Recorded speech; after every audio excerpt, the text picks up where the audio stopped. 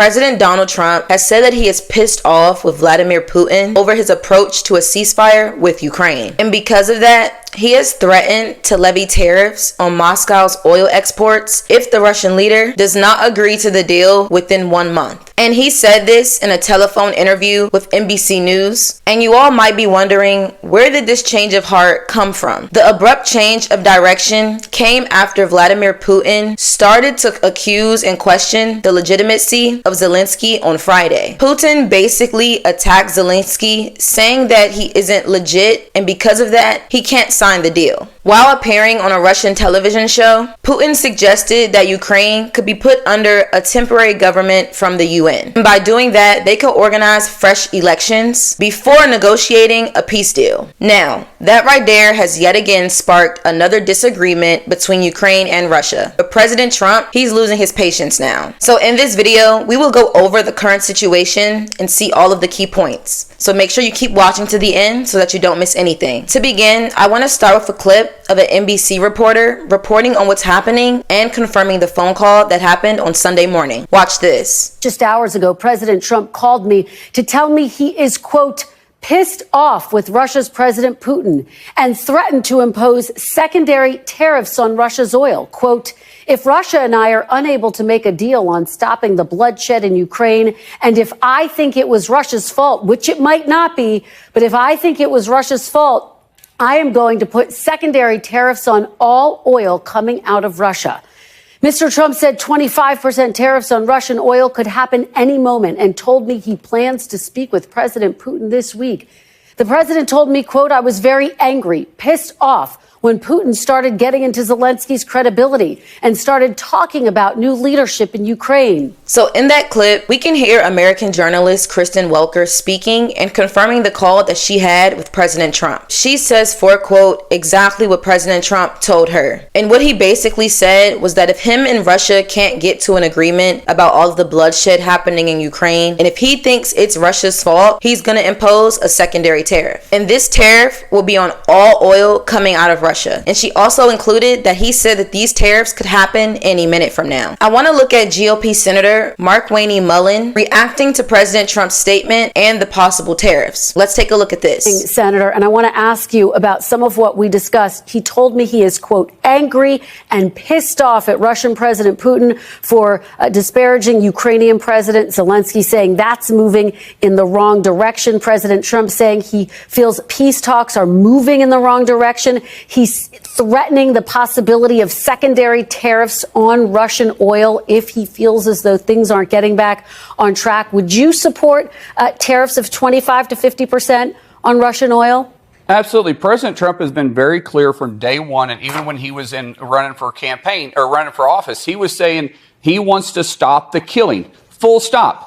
And what has happened is the left has been saying that President Trump is compromised, the administration is compromised by Putin, their friendship is too close. But what President Trump was trying to do was negotiate an end to the deal of individuals dying in Ukraine because of this awful war that would have never taken place if President Trump was in office. Yeah. What has happened here is that Putin, he doesn't feel is negotiating on actual terms. He keeps delaying. And what President Trump has said right now is if he continues to play games, he's going to get tough on Russia, just like he did in 2017 in Syria when Russia was doing the bidding for Assad, and he took back the airspace from Russia because they wanted to deliver weapons that the president has warned them not to do. That same message in 2017 is being delivered now by President Trump saying, if you don't get on board with ending the killing in Ukraine, then we will go after you through sanctions. And anybody that does business with you, they will also be sanctioned and have a tariff put on their country as well. President Trump makes very clear where his positions are, and he's tough on all situations, but he's wanting to go through diplomacy first before anything else takes place. So in that clip, when Kristen Welker is also speaking to the GOP senator, she's asking, is everything Trump's doing, do you agree with it? Do you agree with having 25%, almost to 50% tariffs? And he's saying yes, he backs everything President Trump is doing. He also included that President Trump isn't doing anything different than what he did in 2017 when he took back the airspace from Russia when they were trying to deliver guns and weapons to Syria. He's going to be tough on them, and that's just the way it is. He told us that President Trump feels that if Putin doesn't get on board and come to agreements to sign a peace deal, then he's going to put sanctions on them. In my personal opinion, I kind of agree with it. Because at first, all we were hearing in the news was that Zelenskyy was the one who didn't want to sign the deal, didn't want to come to an agreement of peace, and that Putin was all ready for it. Despite hearing Zelenskyy say himself that no, me and Putin have had deals before, and he'll either back out, delay it, or just not follow it and betray the deal. I feel like now President Trump is even seeing from himself that Putin is delaying deals. He is finding anything he can say, it could be right or not, but he's using anything in his means to not sign the peace agreement. And President Trump is tired of it now because his main goal is to make sure that all of the killing that is currently happening in Ukraine can finally stop. That is his main goal, to stop the killing. But President Trump even said that if he was in presidency, this war wouldn't have even happened to begin with. He also needs to stop this because it just isn't Ukrainian people who are dying. Russian people are also dying too. It's a bloody, terrible war where both sides are failing and losing people. And the loss of lives is really what matters to me. So I can understand why Trump just wants it to end. Let's take a look at President Trump and what he had to say on the situation while on board of Air Force One when reporters asked him questions about his relationship with Putin. I don't think he's going to go back on his word. You're talking about Putin. I don't think he's going to go back on his word. I've known him for a long time. We've always gotten along well, despite the Russia hoax. It's a hoax created by Clinton and Schiff and all of these lunatics. And that really was a dangerous point. That was a very dangerous thing they did to this country. It was a pure, unadulterated scam, hoax. But no, I think he'll be okay. But if he isn't, I was disappointed in a certain way. Some of the things that were said over the last day or two having to do with Zelenskyy, because when he considers Zelenskyy not credible, he's supposed to be making a deal with him, whether you like him or you don't like him. So I wasn't happy with that.